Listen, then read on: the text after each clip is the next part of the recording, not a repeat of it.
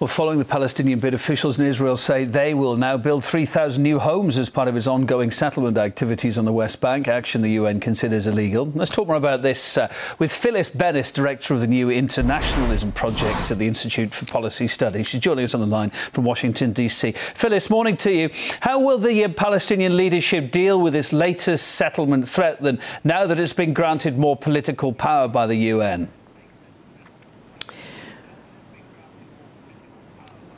We don't think that there's going to be a significant shift in Palestinian diplomatic strategy right away.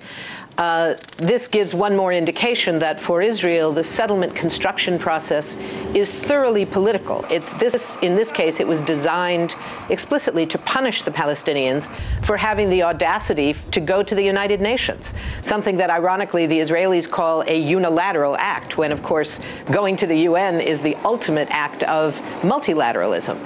But I think that what we're looking at is really a continuation of what we've seen all along. The settlement construction that has gone on for many, many years in the occupied West Bank and East Jerusalem, there are now over 600,000 illegal Israeli settlers living on occupied territory, which means they are breaking the law every morning simply by waking up.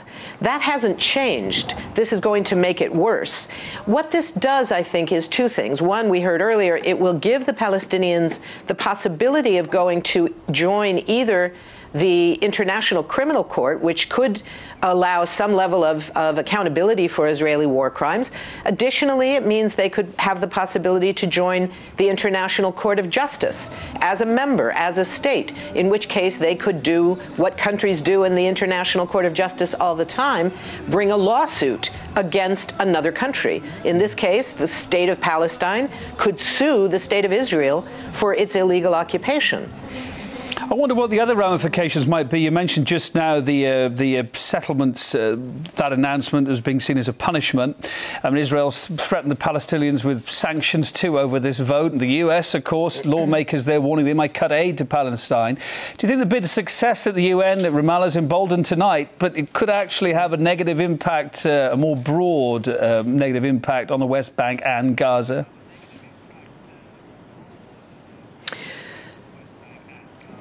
You know, I think that one thing that Susan Rice said was correct, about the only thing she said that was correct, was that this is not going to have a huge impact on the ground. It's not going to make things significantly different by itself on the ground.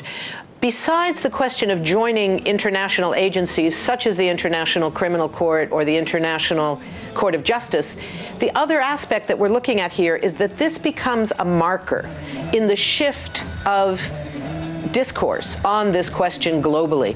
Here in the United States, we've been talking for some years about how the U.S. political opinion, political discourse has changed away from the traditional uncritical support for Israel.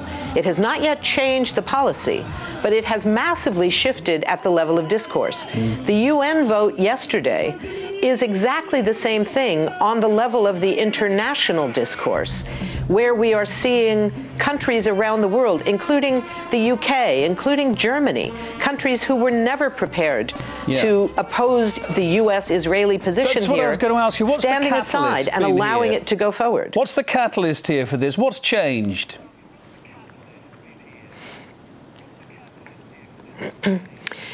What has changed has been the continual failure of the U.S.-controlled so-called peace process to lead to any kind of end to occupation.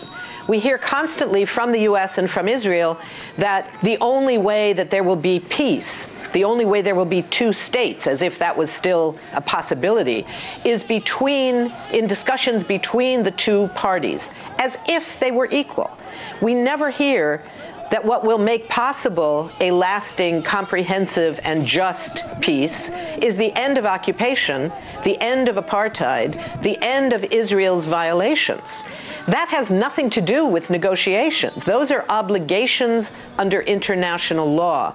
And what I think was the catalyst here is that political pressure on Abu Mazen, on the Palestinian Authority, from their own population, from their own people who were saying, you know what? We've had 21 years of failed diplomacy. We're not looking for 22.